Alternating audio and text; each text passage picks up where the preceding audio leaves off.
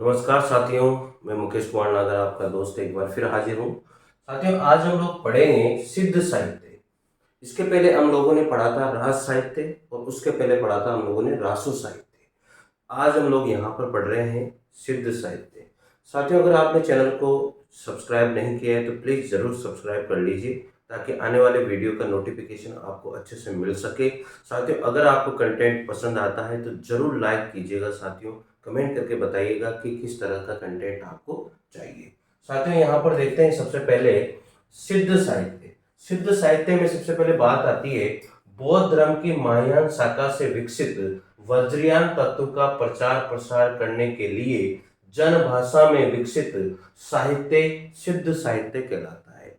देखो क्या बात आती है, बौद्ध धर्म वाली बात यहाँ पर हम लोग करेंगे।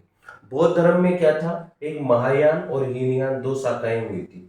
उसमें महायान शाखा में विकसित कौन सा तत्व था, वज्रयान तत्व था। उसमें जो प्रचार प्रसार करने के लिए जो जनभाषा में विकसित एक साहित्य हुआ उसको ही इन्होंने क्या कहा, सिद्ध साहित्य कहा। कहने का मतलब ये हुआ कि वज्रयान जो तत्व है, वज्रयान जो शाखा है, उसमें प्रचार प्रसार करने के लिए जो जनभाषा में विकसित साहित्य है उसी को क्या कहा गया, सिद्ध साहित्य कहा गया। ठीक है, यहां तक की बात आपको क्लियर हो गई होगी। आगे बात करते हैं। सिद्धों का साहित्य तांत्रिक बौद्ध साहित्य कहलाता है। ये वेरी वेरी इंपॉर्टेंट लाइन है साथियों। इस लाइन को आप अच्छे से याद रख लीजिएगा कि जो सिद्धों का साहित्य है वो तांत्रिक बौद्ध साहित्य कहलाता है। बहुत भयंकर क्वेश्चन है ये, मान के चलिए। जो तांत्रिक बौद्ध साहित्य है यानी कि तंत्र विद्या की जो बात हम लोग करते हैं वो कौन से साहित्य में करते हैं, सिद्ध साहित्य में करते हैं।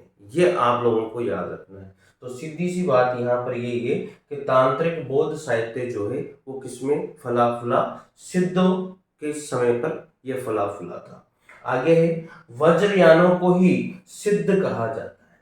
मैंने अभी अभी आपको यहाँ पर बताया है कि जो वज्रयान तत्व है, जो वज्रयान शाखा है, उसके प्रचार प्रसार के लिए जो जनभाषा में जो साहित्य विकसित हुआ उसी को हम लोगों ने सिद्ध साहित्य कहा।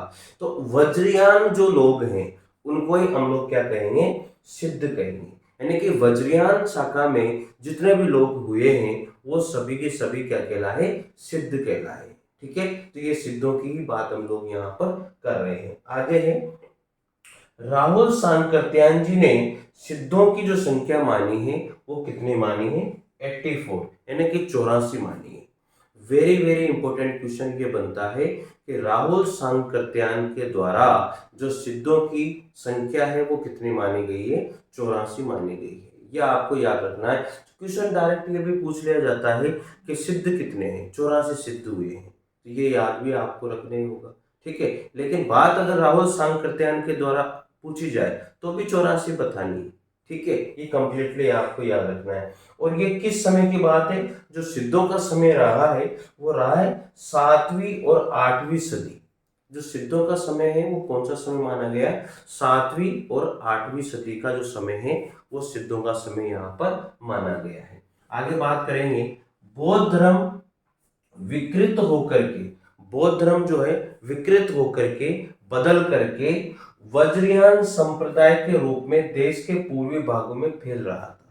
बौद्ध धर्म क्या हो रहा था, विकृत होकर के यानी कि विकसित होकर के जो वज्रयान संप्रदाय के रूप में देश के पूर्वी भागों में वो क्या हो रहा था, फैल रहा था। कौन सा धर्म, बौद्ध धर्म। ठीक है, इन बौद्ध तांत्रिकों में वामाचार, इन बौद्ध तांत्रिकों में वामाचार की गहरी प्रवृत्ति पाई गई है। वामाचार का मतलब इधर उधर जाना, ठीक है ना, इधर उधर घूमना, तो ये गहरी प्रवृत्ति में पाई गई है।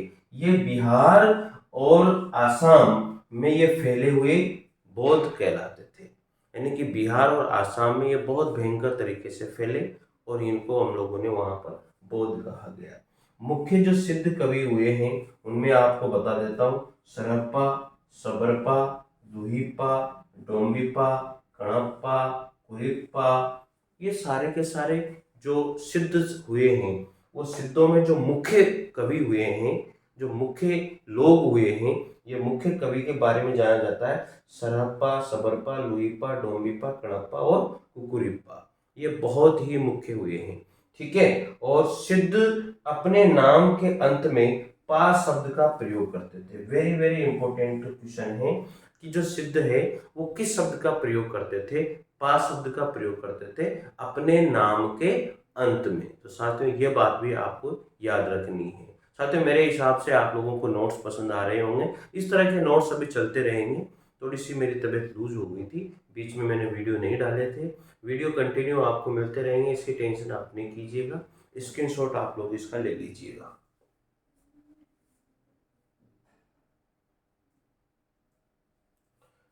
स्क्रीनशॉट हो गया होगा साथियों। मिलते हैं अगले वीडियो के साथ, तब तक के लिए जय हिंद जय भारत, थैंक यू।